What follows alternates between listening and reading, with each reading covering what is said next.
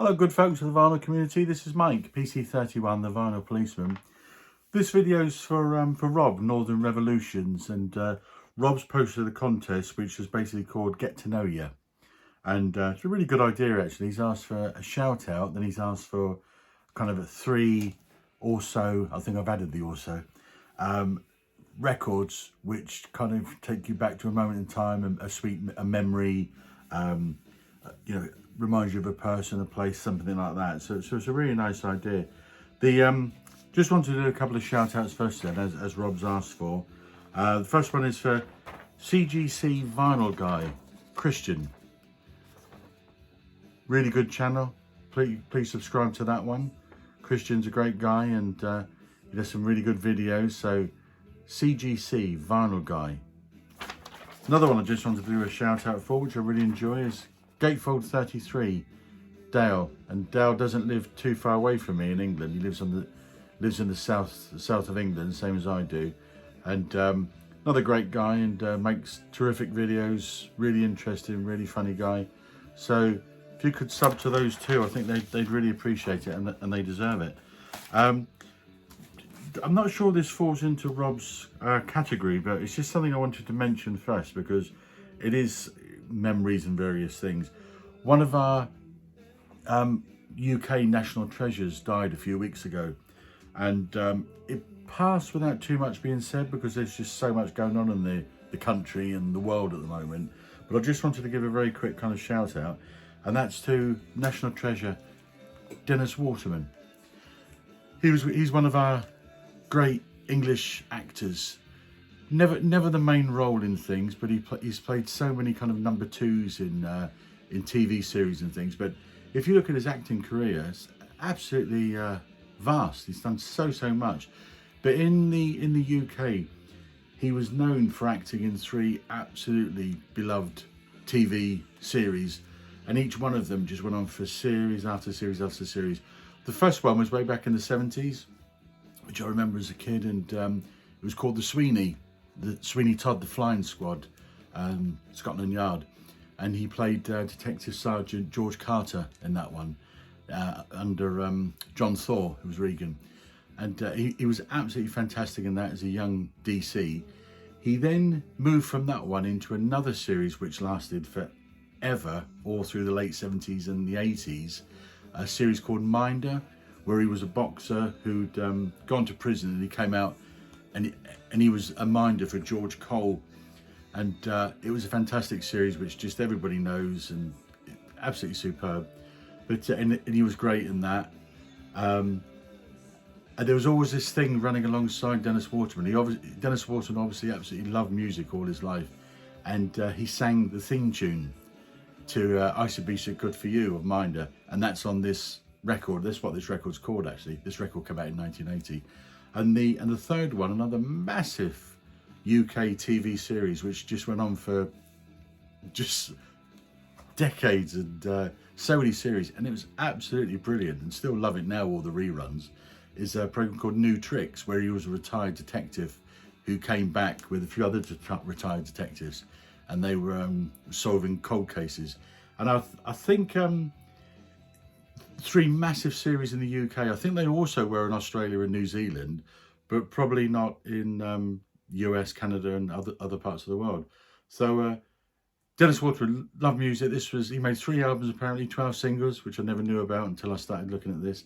This one came out in 1980, and I grabbed this from a second-hand music shop, probably in the early 80s. So this could be the only one in the world, but it's actually a very good, enjoyable album. And he sings well. The songs that he's selected are great. They're very kind of, middle of the road, but they got some poke to it. So dear Dennis Waterman, UK national treasure, died a couple of weeks ago, aged 75.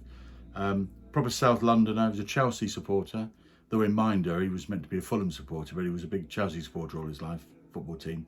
And Dennis Waterman, just thought I'd show you that quickly. So memories. When I looked at Rob's video, it was a bit of a tearjerker. He told some stories, and they were really kind of heartfelt, and they were great. And where this is called Get to Know You, it kind of really did. One of my albums, when my when my dad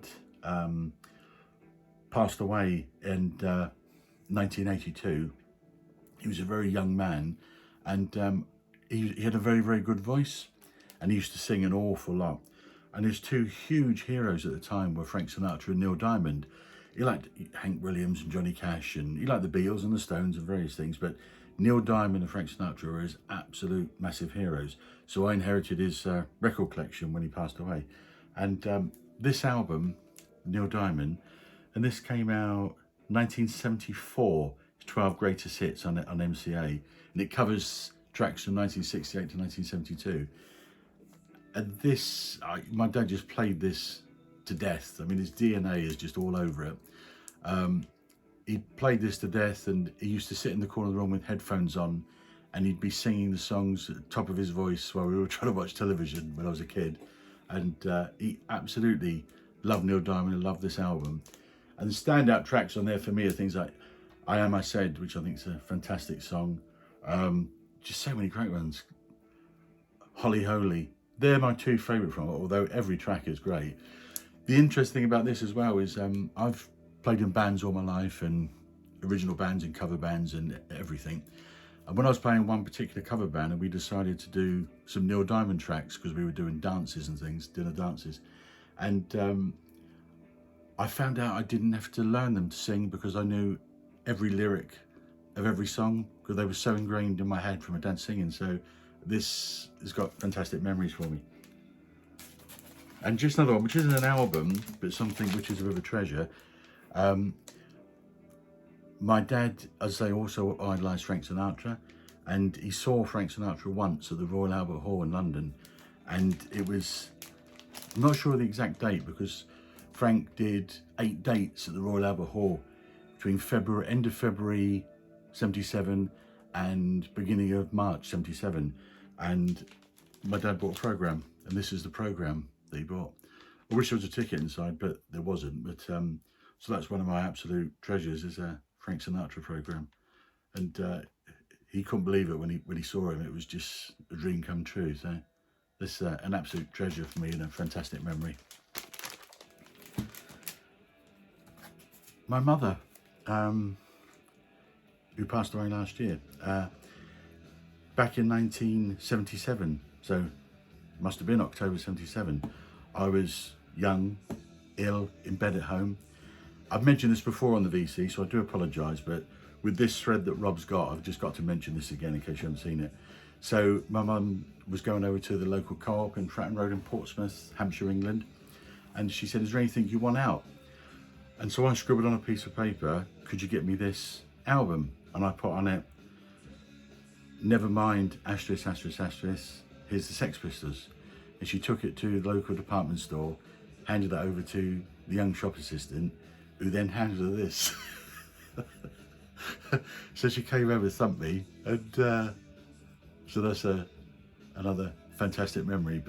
And that must have been a memory from October 77 because I got it virtually the day it came out, if not pretty soon afterwards. I know I'm going to get Rob's wrath because he did say 3, but just 2 more I wanted to show very, very quickly.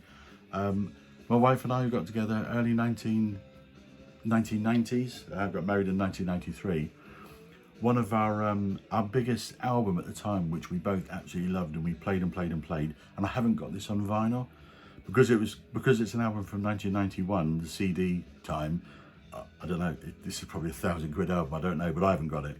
But it's Sting's Soul Cages, and Sting apparently went through a really dry period before this from a songwriting point of view, and his father passed away, and so he got an awful lot of inspiration for songs, and he wrote this. So it's a really emotional album. It was his third full one. It was the songs in it are absolutely fantastic. It was at a period when Sting wasn't disappearing up his own backside. Love the Police, but I think Sting on his own tends to get a bit pretentious, but this is at a time when, my personal opinion, it was absolutely fantastic. Songs are really, really great, very emotional, superb album. And my wife and I, as I say, we played this to death, played it everywhere, and we both loved it kind of equally. So Sting, Soul Cages, 1991. And the final one I just wanted to show, which was a completely happy one from 1979. I believe it's 79, or was it just trickling into the 80s? I think it's 79. Yeah, 79.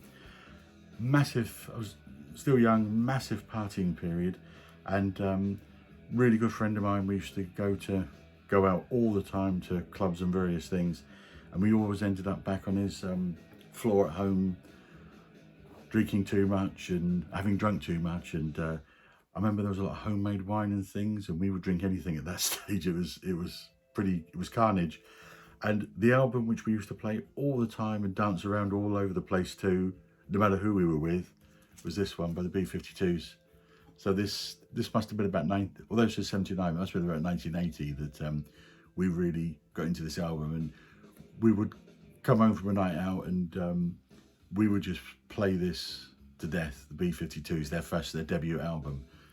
Absolutely fantastic album. Syndicate, Fred's vocals, phenomenal.